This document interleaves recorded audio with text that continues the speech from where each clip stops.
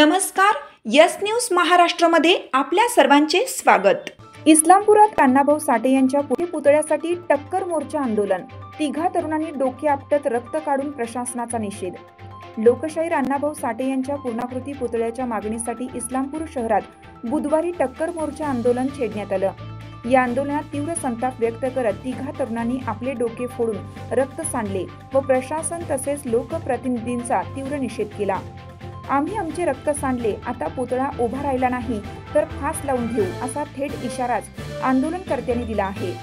शहरात गेली 30-40 वर्ष अण्णाभाऊ साठे यांच्या स्मारक व पूर्णाकृती पुतळ्याची मागणी होत आहे, मात्र प्रशासन व लोकप्रतिनिधींकडून सतत दुर्लक्ष होत असल्याचा आरोप कार्यकर्त्यांनी केला।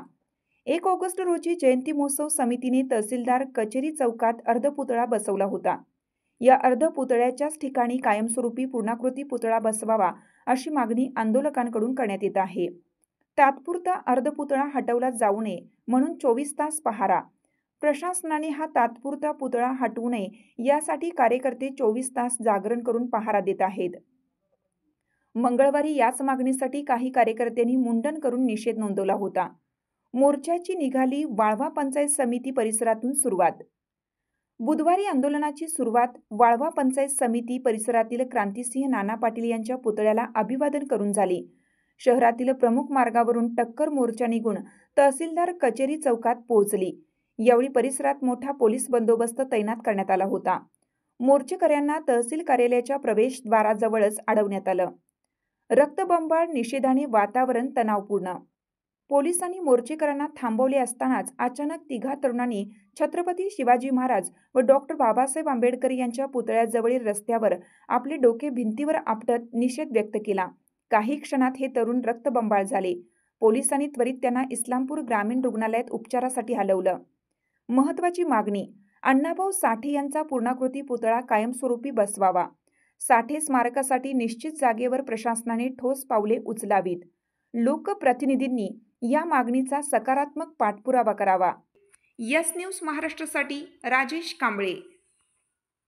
1 ऑगस्ट रोजी साहित्यरत्न अण्णाभाऊ साठे यांचा पुतळा तहसीलदार कचेरीच्या समोर आम्ही बसवलेला आहे। वाळवा तालुक्यातील तमाम मातंग समाजातील सर्व पक्ष संघटना पुरोगामी संघटनेने बसवलेला आहे। मी एक गोष्ट अतिशय जाणीवपूर्वक आणि जबाबदारीने बोलत आहे।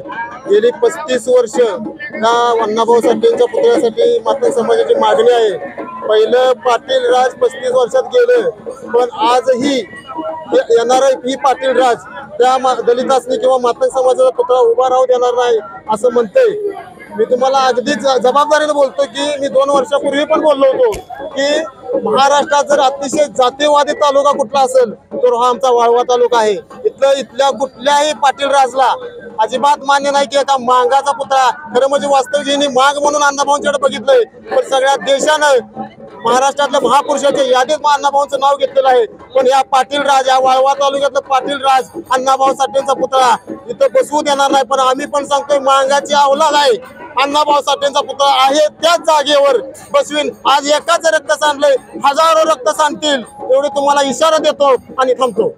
आज इस्लामपूर ईश्वरपूर या ठिकाणी साहित्यरत्न लोकशाहीर अण्णाभाऊ साठे यांचा पुतळा 1 ऑगस्टला समाज बांधवांनी इथं बसवलेला आहे। आपण बघत असाल माझ्या पाठीमागे पुतळा आहे। हा पुतळा काढावा म्हणून हा सगळा खेळ प्रशासनाचा चालू आहे।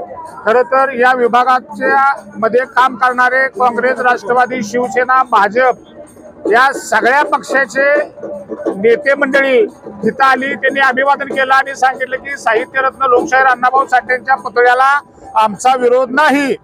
मग ह्या पुतळ्याला विरोध आहे कुणाचा हा प्रश्न आहे। या विभागाचे जे आमदार आहेत जयंतराव पाटील साहेब ते इथं आले नाहीत।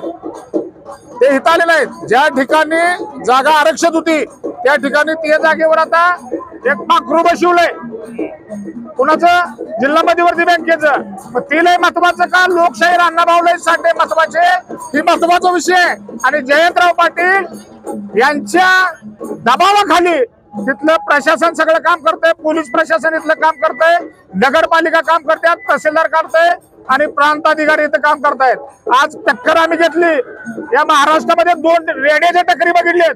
याच विभागाचे एक माजी मंत्री अण्णासाहेब डांगे यांनी धनगर आरक्षणासाठी कलेक्टर ऑफिसला टक्कर घेतली होती आणि त्याच्यानंतर दुसरी टक्कर आज इथं रामभाऊ देवकडे नावाच्या मातंग समाजाच्या पोरानं अण्णाभाऊंचा पुतळा इथं बसवून आज टक्कर घेतली। त्याचं रक्त सांडत होतं, पण प्रशासनाला त्याच्या रक्ताची किंमत नाही का, तर ते रक्त सांडलेलं मांडायचं आहे। पण ज्या अण्णाभाऊंनी ही मुंबई, ही महाराष्ट्र, या महाराष्ट्रात तुम्ही बसताय, त्या महाराष्ट्राच्या विधानसभेमध्ये बसताय, या महाराष्ट्राला महाराष्ट्र नाव देण्याचं काम ज्यांनी केलं त्यांचा पुतळा इथं उपेक्षित आहे। जयंतराव पाटलांनी या संदर्भामध्ये उत्तर द्यावं आणि त्यानं पुढे आलं पाहिजे आणि सांगितलं पाहिजे की माझा विरोध नाही, आणि मग सगळ्यांचा पाठिंबा असला तर मग हे काढायला विरोध कोणाचा आहे या गोष्टी जाहीर केल्या पाहिजेत। आज नुसता या आंदोलनात 1 टक्कर घेतल्या, उद्याला तुम्हाला सुद्धा टक्कर घ्यायला लावल्याशिवाय मातंग समाजाने या सगळ्या संघटना गपसणार नाहीत, एवढंच या निमित्ताने मी साठे यांच्या आज 105व्या जयंतीनिमित्त गेले 6-7 दिवस झालं या इस्लामपूर तहसील कार्यालयाच्या समोर सातत्यानं आमचं या ठिकाणी आंदोलन, मोर्चे, काय तर आम्ही मुंडन केलेलं आहे, प्रशासनाचा जाहीर निषेध केलेला आहे। परंतु मला या ठिकाणी निश्चितपणे सांगायचं या प्रशासनाला, जर तुम्ही झोपेचा सौंग घेणार असाल तर येणारी 15 ऑगस्टची तारीख आहे। आज एकाचं रक्त सांडलेलं बघितलेलं आहे, परंतु येणाऱ्या 15 ऑगस्टला हा झेंडा रक्तानं फडकलेला दिसेल, असा हा दलित इथला समाज, आमचा मातंग समाज पेटून उठलेला आहे। म्हणून आम्ही या प्रशासनाला, या झोपलेल्या प्रशासनाला आम्ही आवाहन करतोय, अजून सुद्धा तुम्ही झोपेचं सोंग सोडा आणि आम्हाला अण्णाभाऊंच्या न्याय हक्कासाठी, आमच्या अण्णाभाऊंच्या पुतळ्यासाठी योग्य ती पावलं उचलावी अशी मी आवाहन करतो। संबंध या महाराष्ट्रातला मातंग समाज, अण्णाभाऊंच्या वरती प्रेम करणारा, छत्रपती शिवाजी महाराजांच्या वरती प्रेम करणारा, डॉक्टर बाबासाहेब आंबेडकरांच्या वरती प्रेम करणारा समस्त अनुयायी या ठिकाणी जमलेला आहे। पुन्हा एकदा माझं इथल्या प्रस्थापितांना, इथल्या राजकारण्यांना, इथल्या ढोंगी प्रशासनाला मला आवाहन करायचं आहे की लवकरात लवकर या ठिकाणी निर्णय घ्यावा अशी जाहीर आवाहन करतो।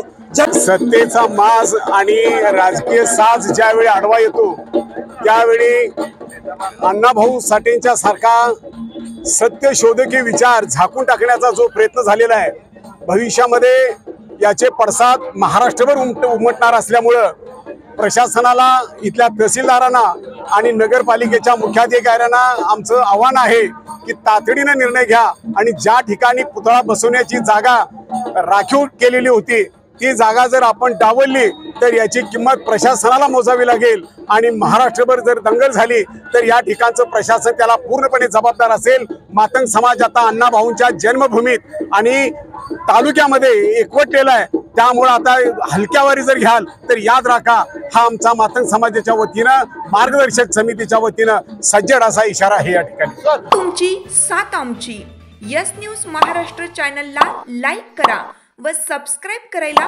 विसरू नका।